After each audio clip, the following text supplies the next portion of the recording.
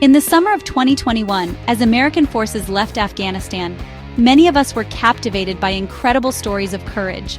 We heard about brave Afghan interpreters like a man named Zach, who risked everything to help U.S. Marines and then faced a desperate race to escape the country with his family. These personal accounts of heroism and survival are critically important. They show us the human cost of war and the deep bonds formed on the battlefield.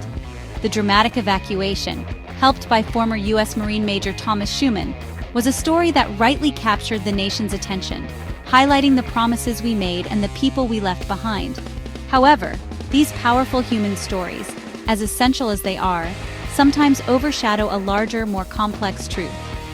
While we focused on the chaotic withdrawal and the individual tales of escape, a fundamental reason for the war's length and ultimate failure was often left out of the conversation. The untold story is not just about soldiers and interpreters, but about a vast and powerful drug trade. This trade shaped the conflict for 2 decades, creating a war economy that was nearly impossible to defeat with military force alone.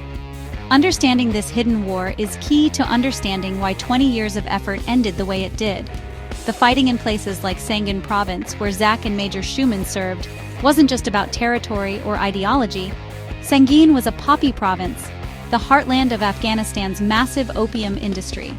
The battles fought there by U.S. and British forces were, in many ways, battles for control of the world's most lucrative heroin supply chain. The Taliban were not just insurgents fighting a holy war. They were also the protectors and profiteers of an enormous agricultural and criminal enterprise.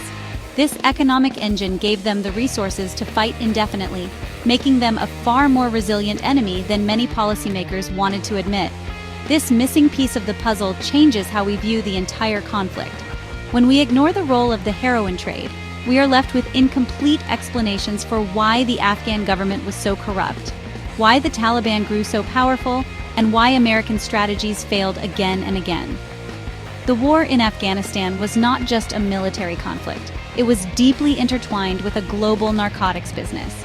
To truly learn from the past, we must look beyond the immediate headlines and examine the powerful forces that were operating just beneath the surface, hidden in plain sight in the poppy fields of Helmand and beyond.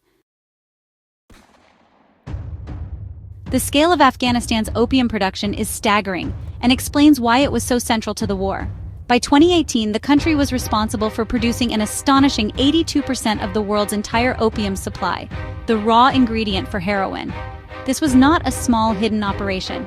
It was a nationwide industry. According to a detailed 2019 report in The Washington Post, the land used for growing poppy plants had quadrupled since the U.S. invasion in 2002. The Taliban effectively controlled this empire, running a sophisticated network of labs and trafficking routes that generated an estimated $200 million a year for their insurgency. This money was their lifeblood. This vast income allowed the Taliban to buy weapons, pay fighters, and exert control over local communities.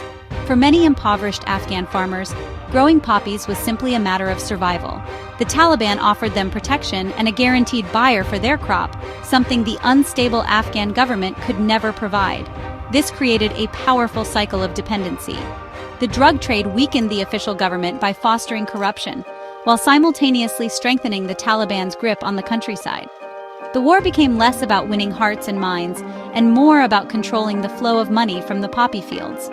The United States was not ignorant of this problem. Over the course of the war, the American government spent nearly $9 billion on counter-narcotics programs.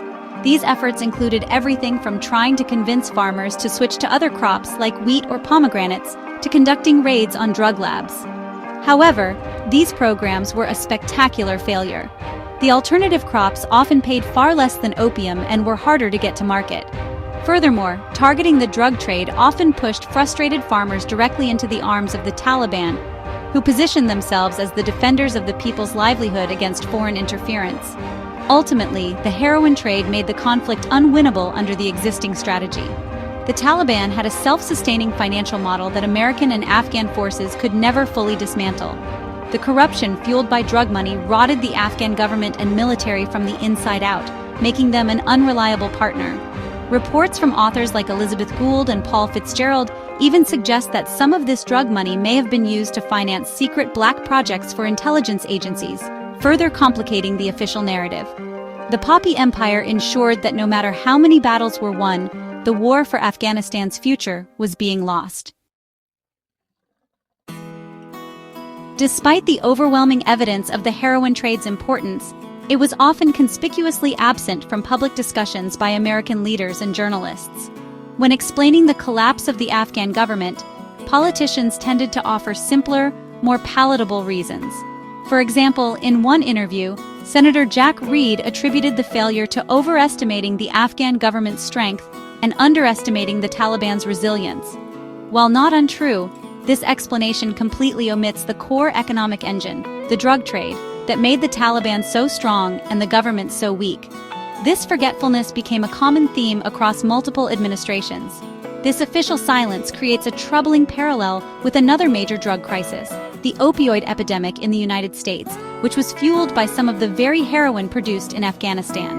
The same pattern of avoiding responsibility can be seen in the actions of the Sackler family, the owners of Purdue Pharma.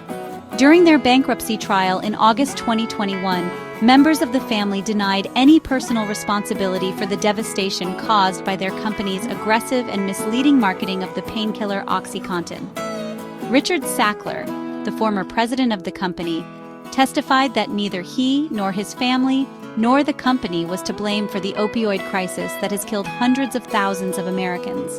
The parallels are hard to ignore. Just as U.S. officials seem to forget the central role of heroin in the Afghan war, the Sacklers claimed ignorance and denied responsibility for their role in the domestic opioid epidemic. During the trial, David Sackler stated that his family would only contribute $4.5 billion to a settlement if they received complete immunity from all future lawsuits. This attempt to use their fortune to shield themselves from accountability mirrors how the complexities of the Afghan drug trade were pushed aside to avoid acknowledging a massive policy failure. In both cases, powerful figures sought to evade responsibility for the consequences of a lucrative drug enterprise.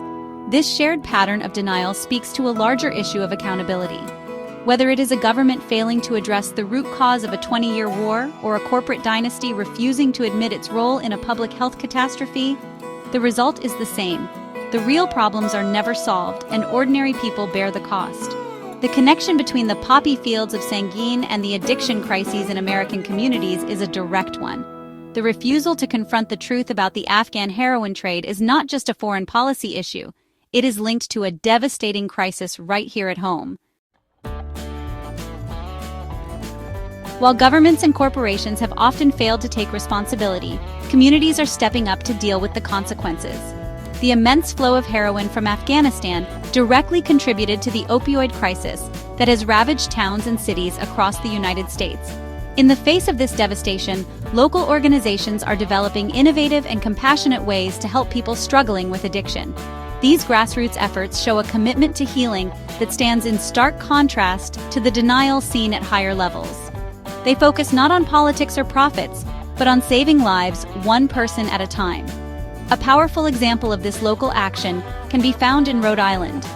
In August 2021, the state's Department of Behavioral Healthcare launched the Amani Breakthrough Recovery Project.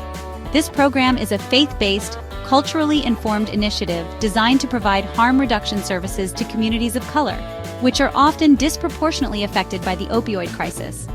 Funded by federal relief money, the project is modeled on a successful program in Connecticut and shows a proactive approach to a complex problem. It recognizes that recovery requires trust, community support, and culturally sensitive care. These local initiatives are vital because they address the human reality of addiction. While political leaders debate policy and corporate executives fight lawsuits in court, programs like the Amani Project are on the front lines, offering practical help. They provide resources, reduce the stigma associated with substance use, and build networks of support that can help people reclaim their lives. At the same time, advocates are working to ensure accountability. In Rhode Island, Attorney General Peter Noronha actively opposed the Sackler family's bankruptcy settlement, fighting to prevent them from shielding their fortune from the people they harmed. Ultimately, the story that begins in the poppy fields of Afghanistan does not end there. It stretches across the globe and into our own neighborhoods. Understanding the full picture, from the failed war on drugs in a foreign country to the corporate greed that fueled an epidemic at home, is essential.